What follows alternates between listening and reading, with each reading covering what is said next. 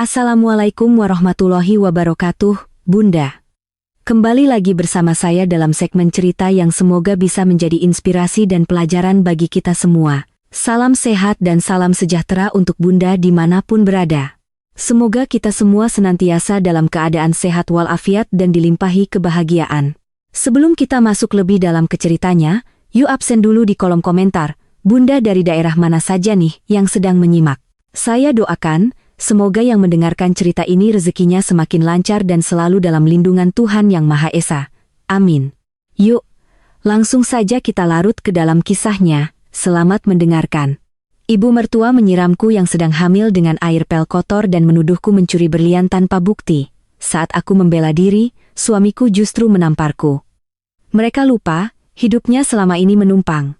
Detik itu juga, kusir mereka, membiarkan hidup mereka terlunta-lunta di jalanan. Namaku Anita, seorang wanita karir yang cukup disegani di perusahaan tempatku bekerja. Aku terbiasa mandiri, mengambil keputusan sendiri, dan mengejar target-target menantang. Sejak lulus kuliah dengan predikat cum laude dari salah satu universitas negeri terkemuka, aku sudah bertekad untuk tidak bergantung pada siapapun, termasuk pada ayahku yang memang selalu memanjakanku sebagai anak tunggal. Di usia 26 tahun, posisiku sebagai supervisor di Departemen Marketing sebuah perusahaan properti ternama sudah cukup membuat ayah bangga.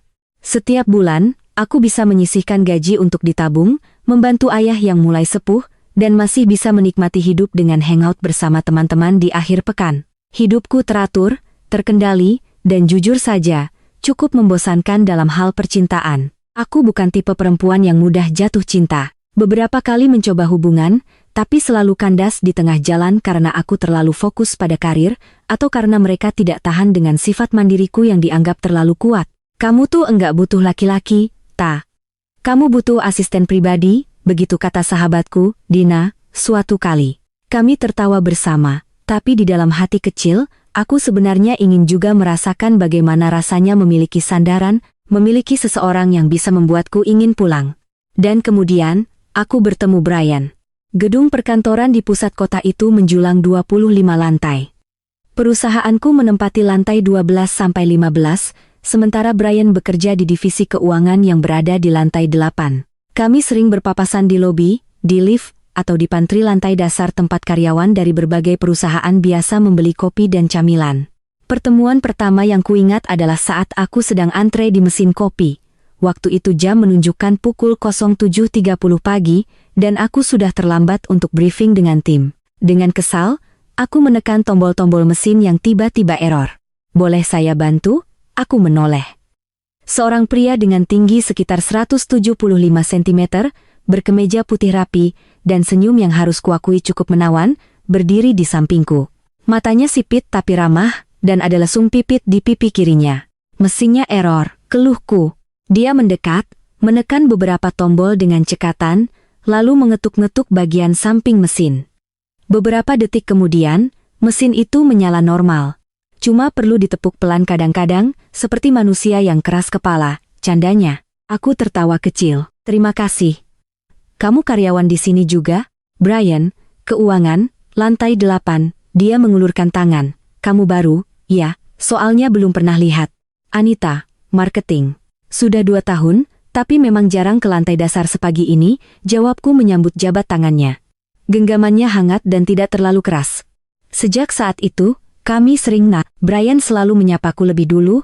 Dia bukan pria paling tampan yang pernah kutemui, tapi ada sesuatu yang menenangkan dari caranya bicara, caranya mendengarkan, caranya memperhatikan hal-hal kecil.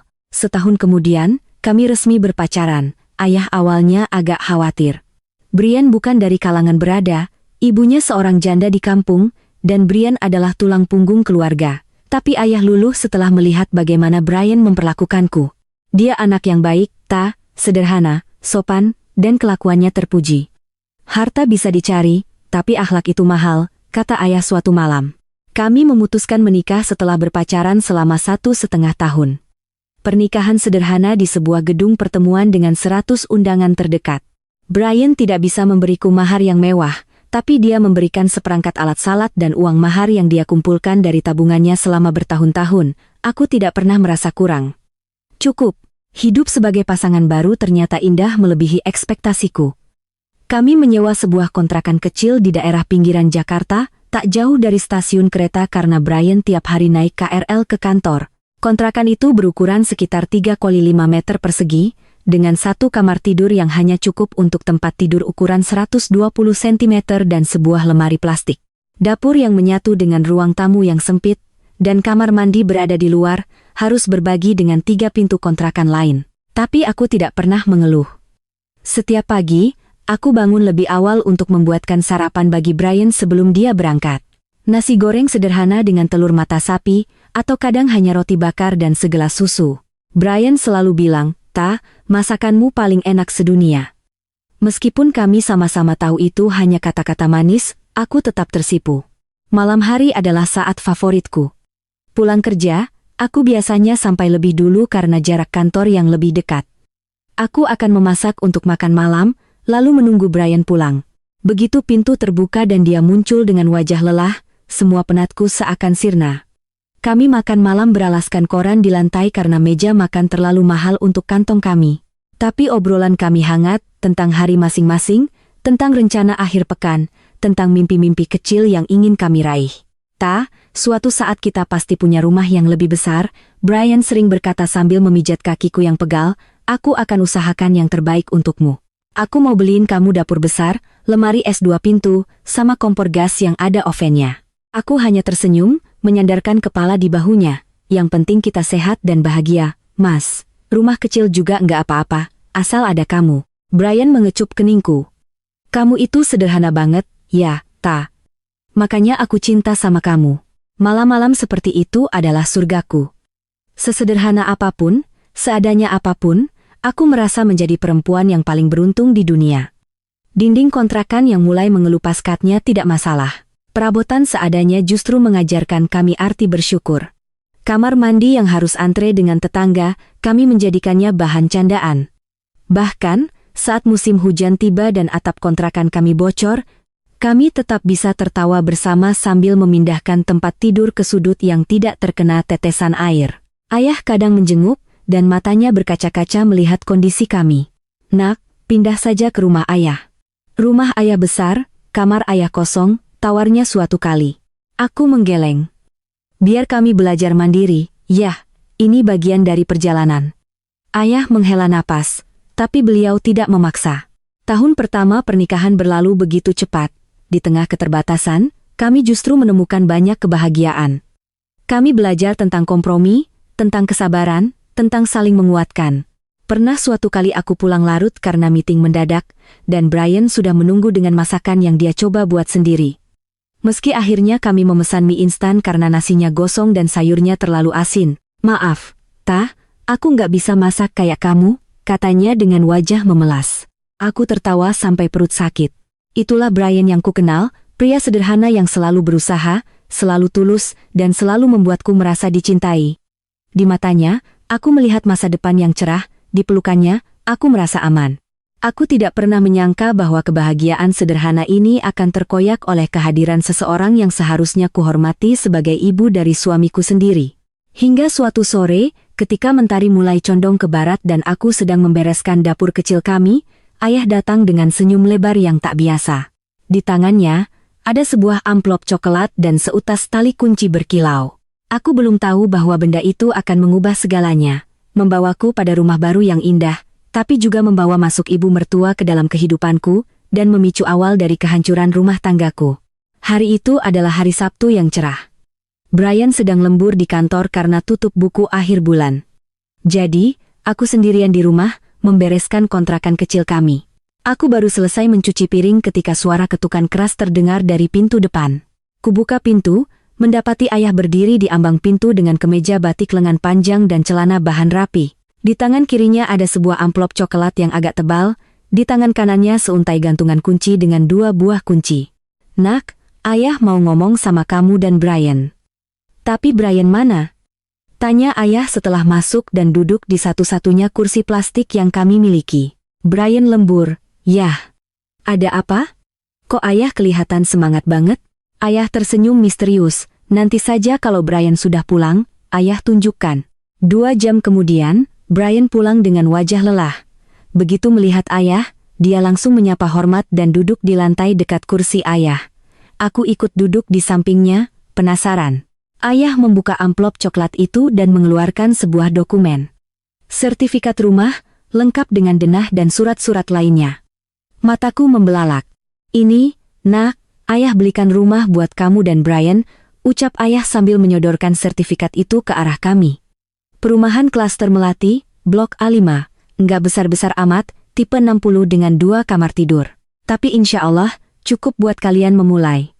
Ayah enggak tega lihat kamu terus-terusan dikontrakan begini. Tiap ayah kesini, ayah sedih. Anak ayah satu-satunya, masa hidup di kontrakan sempit begini. Aku menangis. Air mata mengalir deras tanpa bisa kubendung. Bukan karena aku tidak bersyukur dengan kontrakan ini, tapi karena melihat pengorbanan ayah yang begitu besar untukku. Ayah, ini enggak usah. Kita masih betah di sini, ya, kataku terbata-bata. Ayah menggeleng tegas.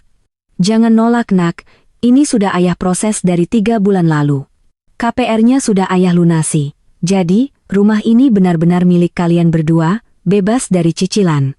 Brian yang sejak tadi diam, akhirnya bersuara, matanya juga tampak berkaca-kaca. Pak, saya sungguh-sungguh enggak tahu harus bilang apa. Terima kasih banyak pak. Saya janji akan jaga Anita sebaik-baiknya di rumah itu. Ayah menepuk bahu Brian. Jaga anak ayah baik-baik, Yan. Ayah percaya kamu bisa jadi imam yang baik buat Anita. Ini rumah untuk kalian berdua, buat masa depan kalian. Gunakan sebaik-baiknya. Setelah ayah pulang, aku dan Brian duduk berdua di lantai, memandangi sertifikat dan kunci itu. Rasanya seperti mimpi. Dari kontrakan 3 kali 5 meter, kami akan pindah ke rumah klaster dengan luas 60 meter persegi. Tah, ini beneran? Brian memegang tanganku. Kita punya rumah. Iya, Mas. Ini hadiah dari ayah. Brian menarikku dalam pelukan. Aku enggak akan lupa kebaikan ayah, dan aku enggak akan lupa perjuanganmu. Kamu enggak pernah ngeluh meskipun hidup di kontrakan kecil. Seminggu kemudian, proses pindah dimulai. Barang-barang kami tidak banyak, hanya 1 mobil pick-up saja sudah cukup. Saat memasuki rumah baru, kami berdua tertegun. Rumah itu tidak megah, tapi sangat nyaman. Cat putih krem, pagar minimalis, dan halaman depan dengan rumput hijau. Di dalam, ada ruang tamu yang cukup luas, dapur di belakang dengan kitchen set sederhana, kamar mandi bersih, dan 2 kamar tidur. Mas, ini surga, bisikku. Brian memutar tubuhku dan mengecup keningku. Ini berkat doa dan kesabaran kamu, Ta. Dan berkat kemurahan hati ayah. Hari-hari pertama di rumah baru adalah masa-masa paling bahagia dalam pernikahanku. Setiap pulang kerja, aku selalu bersemangat untuk segera sampai di rumah. Aku mulai mendekorasi ruang tamu, Brian memasang rak buku. Tetangga-tetangga di klaster ternyata ramah, aku merasa akhirnya punya tempat yang benar-benar kusebut rumah. Suatu malam, saat kami bersantai di teras depan, Brian berkata, Ta, aku enggak pernah menyangka akan hidup di rumah seindah ini. Dulu di kampung, rumahku cuma dari bambu, beratap rumbia. Kalau hujan, kami harus pindah-pindah tempat karena bocor di mana-mana. Aku memegang tangannya. Sekarang kita sudah punya rumah sendiri, Mas, aman dan nyaman. Aku cuma berharap, suatu saat ibu bisa lihat aku punya rumah bagus. Ibu pasti senang. Aku tersenyum. Nanti kita jemput ibu main ke sini, Mas. Liburan panjang, kita ajak ibu ke Jakarta. Brian menatapku dengan penuh rasa terima kasih. Kamu baik banget, Ta, padahal ibu, kan, ya gitu, kadang suka cerewet, tapi kamu tetap mau. Aku menggeleng. Ibu itu ibumu, Mas. Aku hormati dan sayangi sebagai ibuku juga. Saat itu, aku benar-benar tulus. Aku tidak tahu bahwa kedatangannya nanti justru akan menghancurkan segalanya. 6 bulan kami sudah menikmati rumah baru pemberian ayah. 6 bulan kebahagiaan yang terasa begitu sempurna. Rumah klaster dengan 2 kamar tidur itu kini benar-benar terasa seperti surga kecilku. Hari itu, hari Kamis, sekitar pukul 9 malam, aku baru selesai membereskan dapur. Brian sedang duduk di ruang tamu menonton televisi. Tiba-tiba, ponsel Brian berdering dengan nada dering khusus yang jarang sekali berbunyi. Nada untuk panggilan dari kampung. Brian langsung mengangkatnya. Wajahnya yang semula santai, berubah serius dalam sekejap. Halo? Iya, ada apa? Aku duduk di sampingnya, mencoba mendengarkan. Wajah Brian berubah pucat. Loh, Kok bisa? Sudah berapa hari? Iya, saya akan usahakan besok pulang. Brian menutup telepon dan menatapku dengan mata berkaca-kaca. Ibu jatuh sakit.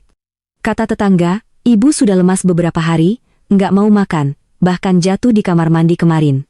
Ya ampun, Mas. Kita harus segera ke sana. Malam itu, kami berkemas dengan tergesa-gesa. Pukul 5 pagi, kami sudah siap berangkat. Perjalanan ke Jawa Timur memakan waktu hampir 12 jam. Menjelang maghrib, kami tiba di sebuah desa kecil di kaki bukit. Itu, rumah ibu, katanya sambil menunjuk sebuah rumah papan di ujung gang. Aku menahan napas. Rumah itu sangat sederhana. Dinding papan yang sudah lapuk, atap seng yang berkarat, di teras depan, seorang wanita tua duduk di kursi bambu dengan selimut tipis. Ibu. Brian segera turun dari mobil dan berlari menghampiri. Aku mengikutinya. Wanita itu, ibu mertuaku, menatap Brian dengan mata sayu. Air matanya mengalir. Brian. Ibu kangen, katanya dengan suara serak. Brian mencium tangan ibunya, lalu memeluknya erat. Ibu mertua menatapku sekilas. Tatapannya dingin, tanpa senyum. Dia hanya mengangguk kecil, lalu kembali menatap Brian. Aku mencoba tidak memasukkan ke hati. Mungkin dia sakit. Selama 4 hari, aku dan Brian bergantian merawat ibu mertua. Pagi-pagi aku sudah bangun untuk memasak bubur. Brian mengurus obat-obatan. Sore harinya, aku mencuci baju dan membersihkan rumah. Ibu mertua jarang bicara padaku. Kalaupun bicara, hanya seperlunya, tanpa ada ucapan terima kasih. Masalahnya, cuti kami terbatas. Hari kelima, Brian mulai gelisah. Kita harus balik lusa. Aku nggak bisa cuti lebih lama. Ibu gimana? Sudah agak baikan, kan? Secara fisik iya, tapi aku enggak tega ninggalin ibu sendirian di sini. Rumahnya jelek, kalau ibu jatuh lagi, enggak ada yang tahu. Aku diam, menunggu kelanjutannya. Brian menarik napas dalam. Aku tahu ini berat, tapi... Bagaimana kalau ibu ikut kita pulang, tinggal di rumah kita? Cuma sementara, sampai ibu benar-benar pulih. Aku janji, nanti kalau ibu sudah sehat, kita antar balik ke sini. Aku membeku. Rumah itu adalah pemberian ayah. Rumah yang baru ku tempati 6 bulan, ruang privatku dan Brian. Tapi kemudian, aku menatap suamiku. Di matanya, aku melihat harapan, ketakutan, dan permohonan. Aku melihat anak laki-laki yang tak tega meninggalkan ibunya. Aku menggenggam tangannya. Iya Mas, boleh, kita bisa rawat sama-sama di rumah. Brian langsung memelukku erat. Makasih, Makasih banyak, aku janji, ini cuma sementara. Aku membalas pelukannya, berusaha percaya pada kata-kata itu. Aku tidak tahu bahwa sementara akan berubah menjadi 8 bulan penuh siksaan. Aku tidak tahu bahwa keputusan kecil malam itu adalah awal dari petaka panjang yang akan menghancurkan rumah tanggaku. Keesokan harinya, kami mengemasi barang-barang ibu mertua, yang ternyata hanya 1 kardus kecil. Ibu mertua duduk di kursi bambu, mengawasi kami dengan tatapan tak terbaca. Sesampainya di rumah klaster, ibu mertua turun dari mobil dan mematung sejenak, menatap rumah kami dari depan. Ini rumahmu? Tanyanya pada Brian. Iya, Bu, rumah kami. Pemberian ayah Anita. Ibu mertua mengangguk, lalu melangkah masuk tanpa berkata apa-apa lagi. Aku sudah menyiapkan kamar tamu dengan spray baru dan selimut tebal. Ini kamar ibu, kataku sambil membukakan pintu. Ibu mertua masuk, memandangi ruangan itu. Dia duduk di tepi tempat tidur, menguji kekuatan kasurnya. Empuk, komentarnya singkat. Biar ibu nyaman, sahutku cepat. Dia menatapku, tatapannya lebih lama. Kamu enggak usah repot-repot. Ibu bisa jaga diri sendiri. Aku tersenyum. Ibu istirahat dulu, ya? Nanti Anita masakin buat makan malam. Malam itu, kami makan malam bertiga untuk pertama kalinya. Aku memasak sayur sop dan tempe goreng. Ibu mertua makan dengan lahap, meskipun tidak berkomentar apapun. Malam itu, aku tidur dengan perasaan campur aduk. Ada lega, ada cemas, tapi yang paling kuat adalah harapan. Harapan bahwa kami bisa hidup harmonis. Aku tidak tahu bahwa di kamar sebelah, ibu mertua sedang mematangkan rencana diam-diam, bukan niat jahat, mungkin. Hanya kebiasaan lama yang akan segera mengubah hidupku. Kebiasaan mengatur, kebiasaan mengkritik, kebiasaan menuntut. Dan aku, dengan segala niat baikku, tidak siap menghadapi semua itu. 2 minggu pertama setelah kedatangan ibu mertua berjalan relatif lancar. Aku berusaha sebaik mungkin menjadi menantu yang baik. Setiap pagi aku bangun lebih awal menyiapkan sarapan. Setelah Brian berangkat kerja, aku menemani ibu mertua mengobrol. Kupikir ini adalah cara untuk mendekatkan diri. Tapi perlahan, aku mulai menyadari ada yang tidak beres. "Ta, kok dapur kamu begini, sih?" Tiba-tiba ibu mertua berkata suatu sore saat aku sedang mencuci piring. "Di kampung, ibu masak pakai kayu bakar, wangi, bersih. Ini pakai kompor gas, cepat gosong." Aku menoleh, mencoba tersenyum. "Iya, Bu, memang beda, tapi Anita sudah biasa pakai kompor." "Biasa aja nggak berarti benar," sahutnya sambil berjalan pergi. Aku menghela napas, menganggapnya sebagai komentar biasa. Tapi keesokan harinya, dia kembali mengkritik. Kali ini soal belanjaan. "Ta, ini belanja bulanan kok mahal amat? Sayur mayur di sini harganya selangit. Di kampung, ibu bisa dapat seikat kangkung Rp1.000. Mubazir kamu belanja begini." "Bu, harga di Jakarta memang segitu. Tapi Anita usahakan yang terbaik buat kita semua." "Terbaik? Yang terbaik itu hemat? Ibu dulu bisa hidup dengan 5.000 sehari buat makan bertiga." Aku memilih diam, tapi kritik demi kritik terus berdatangan. Caraku mencuci baju salah, harusnya direndam dulu. Caraku mengepel salah, harusnya pakai kain lap. Caraku masak salah, terlalu banyak garam. Caraku berbicara dengan Brian juga salah, terlalu manja, katanya. Suatu malam, aku coba mengadu pada Brian. "Mas, ibu tadi komentar soal dapur kita lagi." Brian yang sedang sibuk dengan ponselnya hanya menjawab tanpa menatapku. "Ya wajar, Ta. Ibu orang tua. Mungkin dia kangen masak pakai kayu bakar, biasa saja." "Tapi, Mas, ini sudah sering banget. Tiap hari ada saja yang dikomentarin." "Ta, sabar, ibu kan masih baru adaptasi. Nanti juga biasa." Aku menghela napas. Brian kembali fokus ke ponselnya. Minggu-minggu berikutnya, situasi makin tidak nyaman. Ibu mertua mulai mengatur banyak hal di rumah, dia memindahkan perabotan tanpa izin.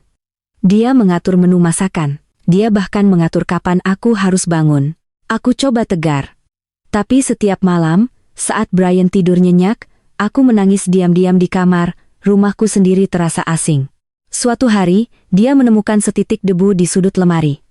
"Ta, lihat ini, debu, kamu nyapu, enggak, sih?" "Sudah, Bu, tadi pagi."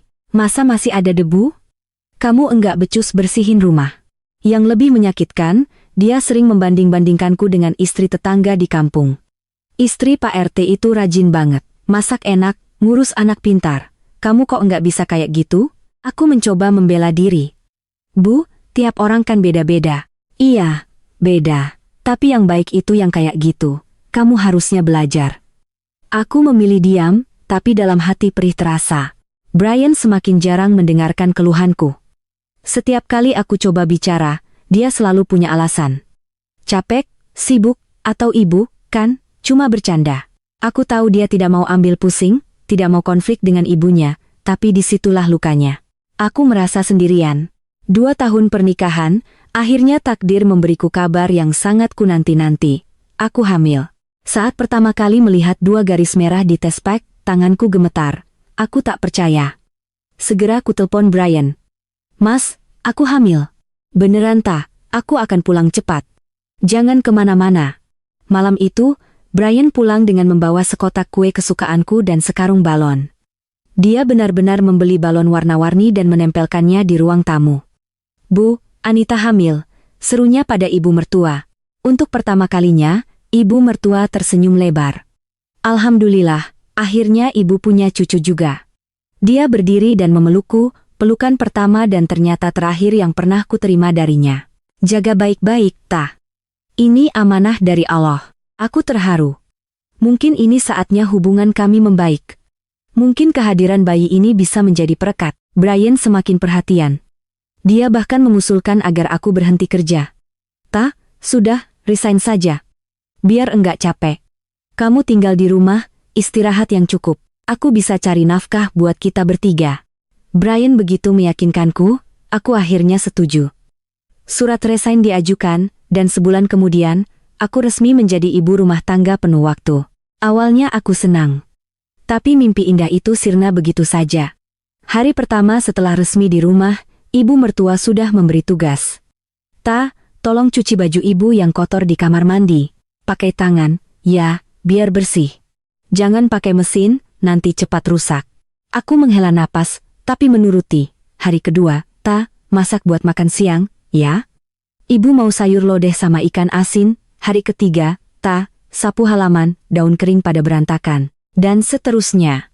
Setiap hari selalu ada perintah baru. Ibu mertua seperti mendapat asisten pribadi baru, gratis dan 24 jam. Bu, Anita istirahat dulu, ya.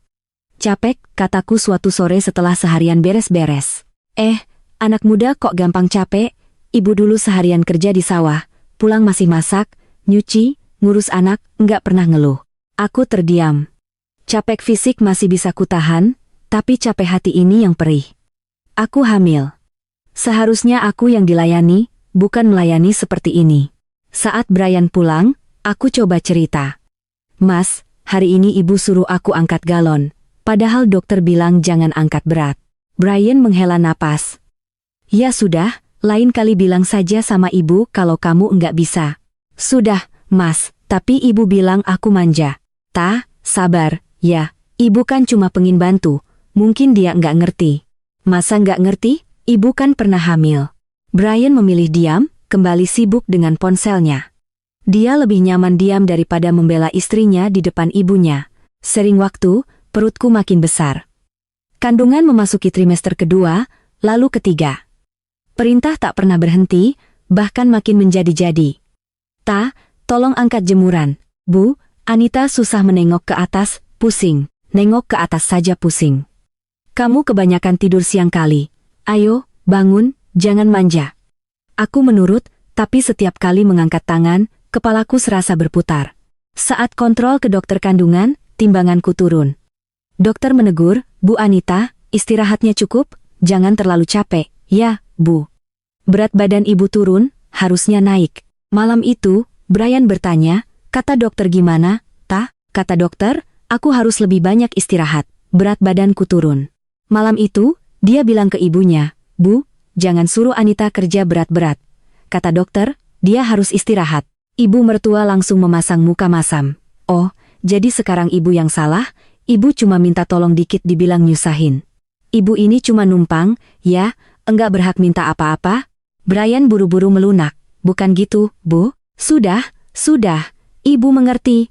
Ibu akan diam saja, jangan suruh-suruh menantu kesayanganmu. Malam itu, suasana makan malam kaku.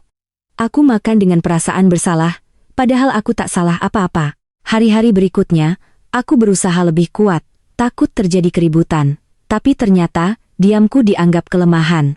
Kini, ibu mertua tak hanya menyuruh pekerjaan rumah, tapi juga ikut campur soal kesehatanku. Ta, kamu kok minum vitamin terus? Nanti anaknya kebesaran, susah lahir. Bu, kata dokter harus rutin. Halah, dokter suka lebay. Ibu dulu hamil enggak pernah minum vitamin, anak-anak juga pada sehat. Atau, Ta, jangan makan pedas, nanti anaknya panas dalam.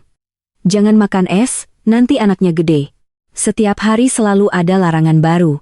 Jika aku sanggah, ibu mertua akan mengadu ke Brian, dan Brian, bukannya membelaku, malah menyuruhku nurut saja. Sudah, Ta, nurut saja sama ibu, dia lebih berpengalaman. Tapi, Mas, ini soal kesehatan. Dokter bilang ini, dokter bilang itu, ibu bilang ini. Kamu pilih yang mana? Ibu lebih tahu karena sudah pengalaman. Aku menyerah. Di mata Brian, ibunya selalu benar. Aku hanya menantu yang harus nurut. Di malam-malam sepi, aku sering mengelus perutku yang makin membesar. Nak, maafin Mama. Mama lagi berjuang buat kamu. Di rumah ini, aku merasa terasing. Aku bukan istri, bukan calon ibu. Aku hanya pembantu yang kebetulan hamil. Dan yang paling menyakitkan, suamiku sendiri tak mau membelaku. Aku tak tahu jawabannya, tapi jauh di lubuk hati, ada suara kecil yang berkata, suatu hari, semua ini akan berakhir. Aku tak pernah menyangka bahwa hari itu akan datang lebih cepat dari dugaanku. Usia kehamilanku menginjak 6 bulan. Perutku sudah besar, berat, dan sering pegal.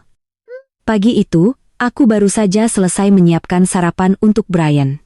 Dia pamit berangkat kerja, mengecup keningku sekilas. Istirahat, ya, Ta. Jangan terlalu capek. Aku mengangguk, meski tahu itu mustahil. Begitu pintu tertutup, suara ibu mertua sudah terdengar dari kamarnya. "Ta, sini sebentar." Ibu mertua duduk di tepi tempat tidur, menunjuk ke lantai. "Lihat ini, kamar ibu bau, kena tumpahan kopi kemarin.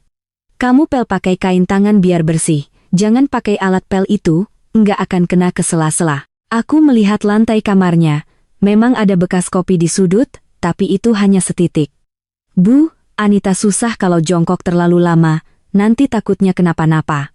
Ibu mertua melotot. "Alasan saja, ibu dulu hamil sampai mau lahiran masih nyuci baju di sungai, masih nyabit rumput buat kambing. Kamu tuh manja, masa nyuruh ibu tua kayak gini ngepel sendiri? Dasar menantu enggak tahu diri." "Tapi, Bu." "Tapi apa?" bentaknya keras. "Kamu pikir dengan hamil kamu jadi ratu? Sudah, sana ambil kain, pel sekarang juga."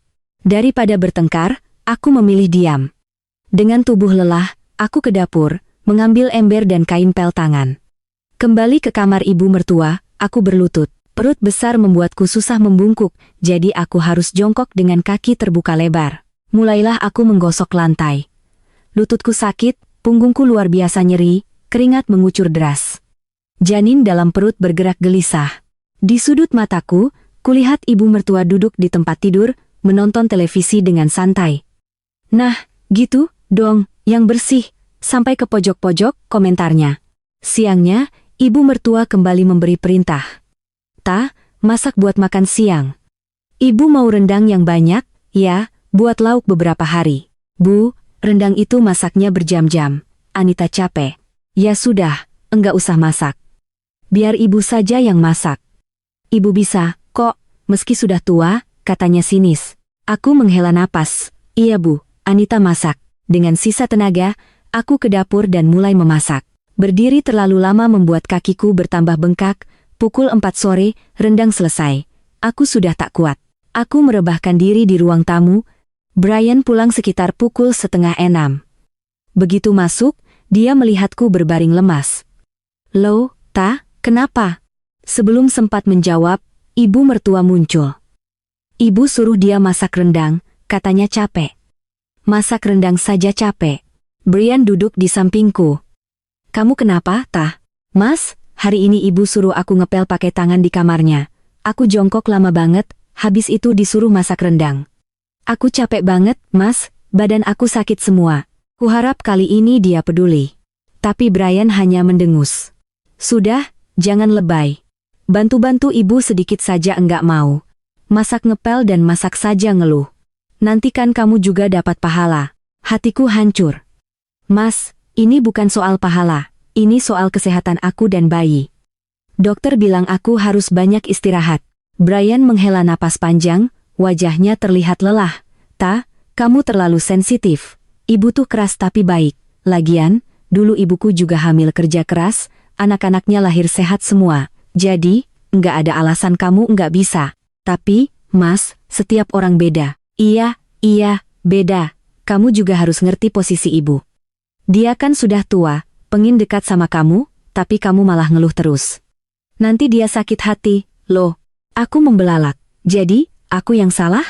Malam itu, aku tak bisa tidur. Air mata terus mengalir. Janin dalam perut bergerak terus, seolah ikut merasakan kesedihan ibunya. Di rumah ini, aku merasa terasing. Aku hanya pembantu yang kebetulan hamil. Dan yang paling menyakitkan, suamiku sendiri tak mau membelaku. Aku tak tahu jawabannya, tapi jauh di lubuk hati, ada suara kecil yang berkata, "Suatu hari, semua ini akan berakhir." Keesokan harinya adalah hari Sabtu. Brian libur kerja. Suasana pagi itu cukup damai. Kami duduk santai di ruang tengah, mengobrol ringan tentang nama bayi. Tiba-tiba, dari arah kamar ibu mertua, terdengar suara teriakan. "Brian! Anita! Cepat sini!" Suaranya histeris. Kami berdua kaget dan segera bangkit. Begitu sampai di ambang pintu, aku melihat pemandangan yang membuat jantungku berdebar. Ibu mertua berdiri di tengah kamar dengan wajah merah padam, matanya melotot ke arahku. Di tangannya, dia memegang kotak perhiasan kosong. Ya Allah! Berlian ibu hilang. Berlian baruku. "Loh, Bu, kok bisa hilang?" "Dicek dulu Bu, siapa tahu salah taruh," kata Brian. "Salah taruh? Ibu tahu persis ibu taruhnya di sini."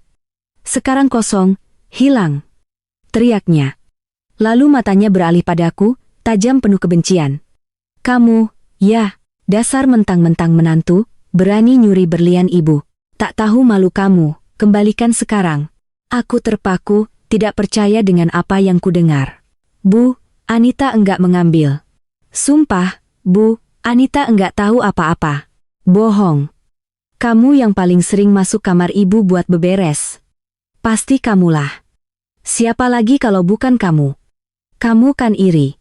Kamu iri karena ibu baru dikasih berlian sama Brian, sementara kamu enggak dikasih apa-apa. Pasti kamu sakit hati, kan? Makanya kamu ambil berlian itu. Aku mulai panas. Bu, dengan hormat, Anita enggak iri. Itu berlian juga hasil patungan aku sama Mas Brian buat ibu. Jadi, masa iya Anita curi barang yang Anita sendiri ikut belikan? Mendengar penjelasanku, ibu mertua malah makin galak. Jadi, kamu nggak ikhlas ngasih berlian itu, makanya kamu ambil lagi, dasar menantu berhati jahat, iri sama orang tua. Bu, bukan gitu maksud Anita. Diam kamu, ibu nggak mau dengar alasan. Aku menoleh ke Brian, berharap dia bicara, berharap dia meluruskan. Tapi Brian hanya diam, wajahnya tegang, matanya menatap lantai. Ibu mertua mulai mondar-mandir, pandangannya jatuh pada ember di pojok kamar, ember bekas pel kemarin yang aku lupa buang. Air di dalamnya keruh, bercampur debu, kopi, dan kotoran lain. Dengan langkah cepat, dia mengambil ember itu. Bu, jangan, teriakku. Tapi terlambat. Dengan sekuat tenaga, ibu mertua menyiramkan seluruh isi ember itu ke arahku. Air kotor itu membasahi seluruh tubuhku. Rambut, wajah, baju, semuanya dingin, bau, menjijikkan. Aku menjerit, bukan karena sakit, tapi karena tidak percaya. Ini benar-benar terjadi padaku. Di rumahku sendiri, di depan suamiku, di saat aku hamil 6 bulan, ibu mertuaku menyiramku dengan air pel kotor. Biar kamu ingat rasanya jadi pencuri. Teriak ibu mertua dengan wajah puas. Aku menatapnya, lalu menatap Brian. Suamiku itu masih berdiri mematung, tidak bergerak, tidak berbicara apapun, dia hanya diam seperti patung. Mas Brian. Bisikku lirih, berharap dia melakukan sesuatu. Tapi dia hanya menunduk, tidak berani menatapku. Ibu mertua tertawa sinis. Sudah, ngaku saja. Ngaku, nanti ibu maafin. Ibu enggak akan lapor polisi, asal kamu kembalikan berlian itu. Aku menggigil. Bukan karena dingin, tapi karena marah. Marah yang luar biasa. Marah yang selama ini kupendam, kini meledak sekaligus. Bu, Anita tidak mengambil. Anita bukan pencuri. Masih ngelak? Yan. Kamu diam saja lihat berlian ibumu dicuri sama istrimu? Kamu bela ibu. Brian akhirnya angkat bicara, tapi kata-katanya bukan membelaku. Kalau kamu ambil. Kembalikan saja. Nanti kita bicara baik-baik. Aku membelalak. Mas, kamu percaya aku yang ambil? Diamnya adalah jawaban. Hatiku hancur berkeping-keping. Setelah teriakan dan siraman air kotor itu, aku tak sanggup lagi berdiri di hadapan mereka. Aku berbalik, berjalan menuju kamar, langsung ke kamar mandi. Air dingin kubiarkan mengguyur seluruh tubuh, berusaha membersihkan air kotor yang masih lengket. Tapi meski air pel itu hilang, rasa sakit di hati tak bisa dihapus. Saat aku keluar dari kamar mandi, kudengar suara pintu kamar diketuk pelan. Buka pintunya, suara Brian. Aku diam, tak menjawab. Please, buka. Kita ngomong baik-baik. Sudah, berikan saja berlian itu. Bilang saja sejujurnya kalau kamu ambil. Nanti akan kubelikan sendiri yang baru buat kamu, yang lebih bagus, aku janji. Dunia serasa berhenti. Setelah semua yang terjadi, dia masih percaya aku pencuri. Dia tidak membelaku, hanya memintaku mengaku. Dengar, enggak? Ibu makin marah. Keluarlah, kita bicara. Desak Brian lagi. Aku bangkit. Darahku mendidih, ku buka pintu kamar dengan kasar. Brian terkejut. Di belakangnya, ibu mertua berdiri dengan tangan berkacak pinggang, wajahnya penuh kemenangan. Ngaku akhirnya. Sambar ibu mertua sinis. Aku tidak menatapnya. Aku hanya menatap Brian, suamiku.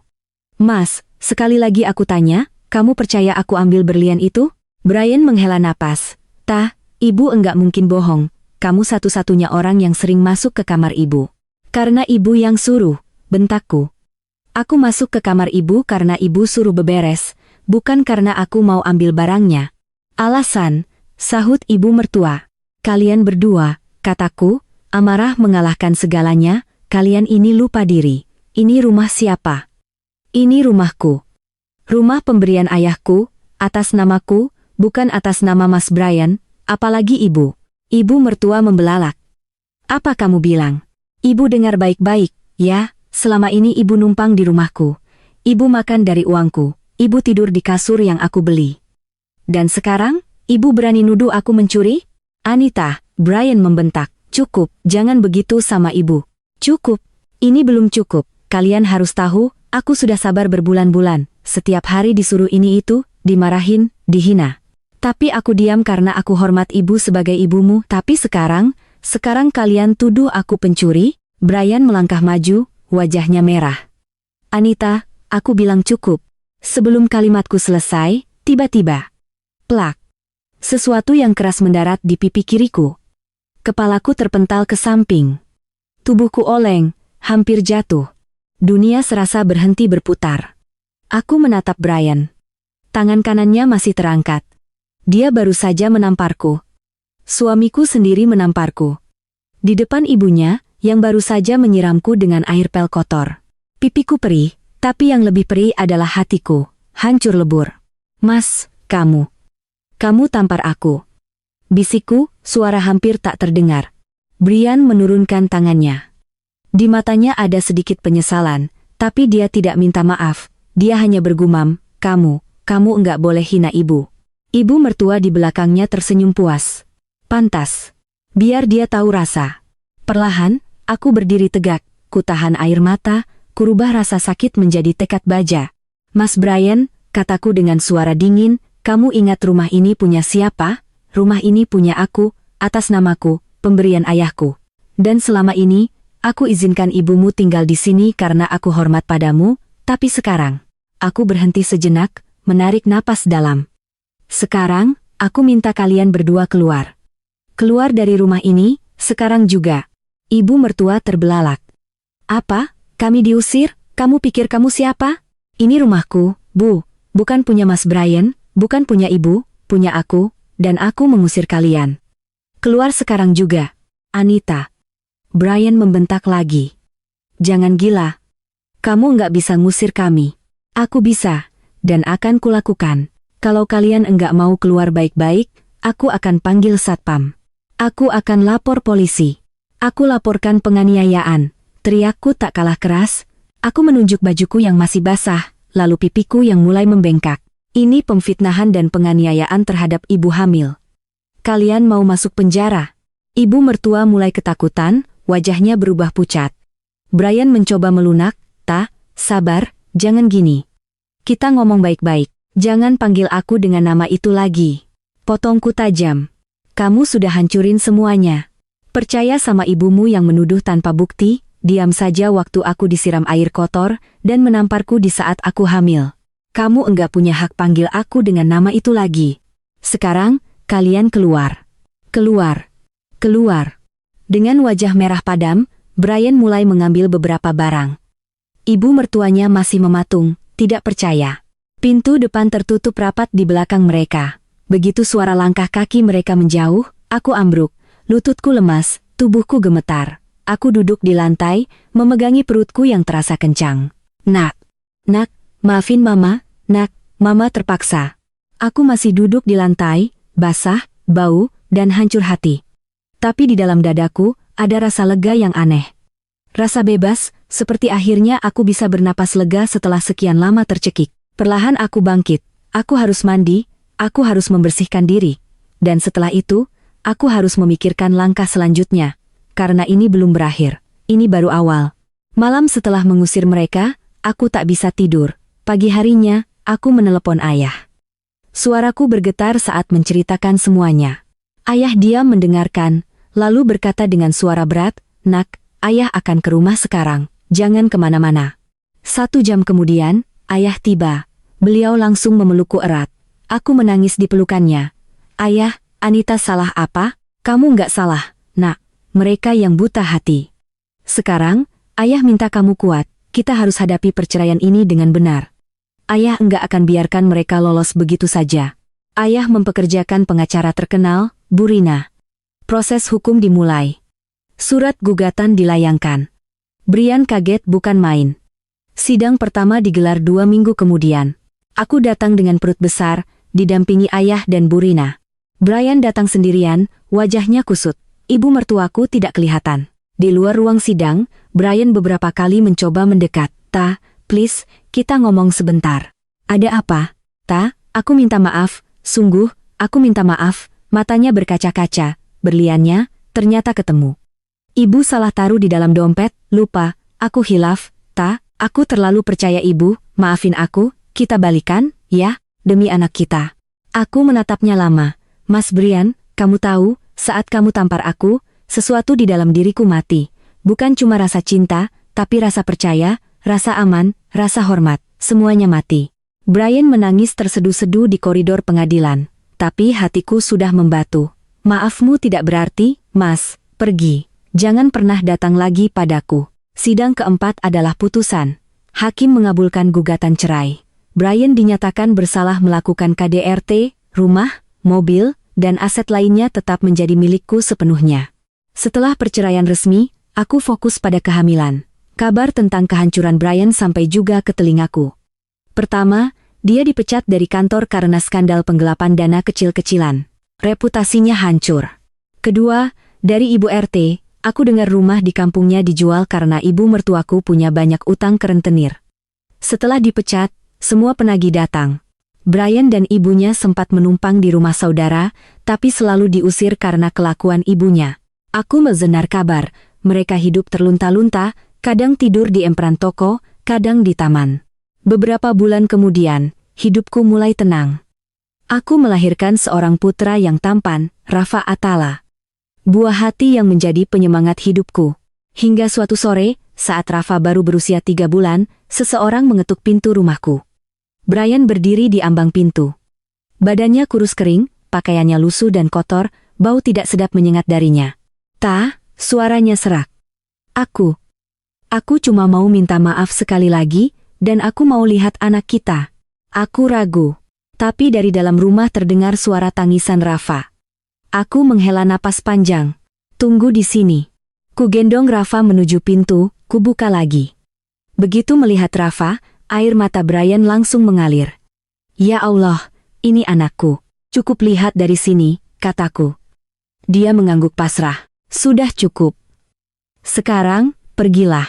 "Ta, tunggu, aku mau cerita." Dia duduk di teras, aku berdiri di ambang pintu dengan Rafa dalam gendongan. Dia menceritakan semuanya. Bagaimana reputasinya hancur, bagaimana ibunya ternyata punya banyak utang, bagaimana rumah di kampung dijual, bagaimana mereka diusir dari rumah saudara satu ke saudara lain karena kelakuan ibunya, bagaimana mereka akhirnya tinggal di shelter penampungan tapi diusir juga karena ibunya mengamuk. Kami tidur di emperan toko, Ta, di kolong jembatan.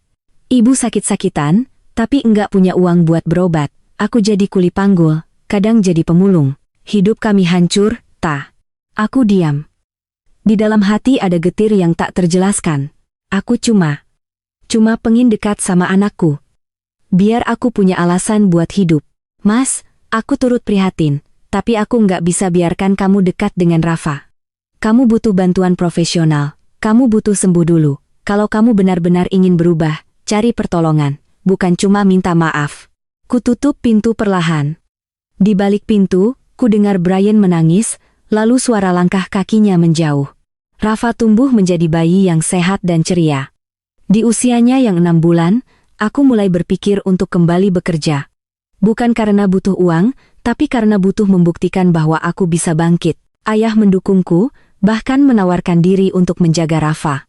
Berkat networking yang masih kuat, dalam 2 minggu aku mendapat panggilan interview dari sebuah perusahaan multinasional, Global Strategic Partners, posisinya sebagai marketing manager. Proses seleksinya panjang dan melelahkan, tapi mental baja yang kumiliki selama melewati masa-masa kelam kini menjadi senjataku. Seminggu kemudian, aku diterima kerja. 2 tahun berlalu begitu cepat. Rafa kini berusia 2,5 tahun, anak yang aktif dan cerdas. Di kantor, karirku terus menanjak.